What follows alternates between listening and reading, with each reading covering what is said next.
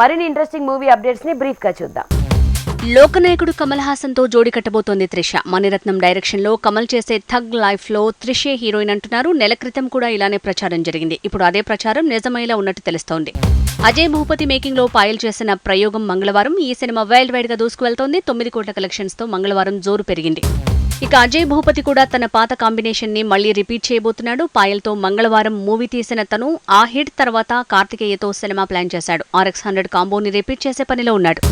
Salman Khan movie tiger 3 talk week అయిన వసూళ్లు మాత్రం కిక్కిస్తున్నాయి. ఇప్పటివరకు 214 కోట్ల వసూళ్లని రాబట్టింది ఈ సినిమా. కాకపోతే బడ్జెట్ 300 కోట్లుండటంతో ఇంకా బ్రేక్ ఈవెన్ కూడా రాలేదని కామెంట్లు పెరిగాయి.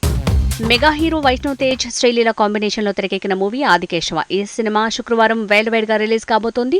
ఇక ఫిల్మ్ టీమ్ ట్రైలర్ ని లాంచ్ చేసి ప్రమోషన్ షురూ చేసింది. నటసింహం బాలయ్యతో మరోసారి జోడి కట్టబోతోంది త్రిష. బాబీ మేకింగ్ లో బాలయ్య చేసే సినిమాలో త్రిష లీడ్ హీరోయిన్ అయితే మీనాక్షి చౌదరి సెకండ్ హీరోయిన్ అంటున్నారు. మాస్ యాక్షన్ డ్రామాలో జనవరి నుంచి ఈ హీరోయిన్లు జాయిన్ కాబోతున్నారు. కన్నడ ఫిల్మ్ కాంతారకు ప్రీక్వెల్ రెడీ అవుతోంది. ఈ సినిమా క్రీస్తు శకం 300 నుంచి 400 కాలంలో జరిగే కథ అని తెలుస్తోంది.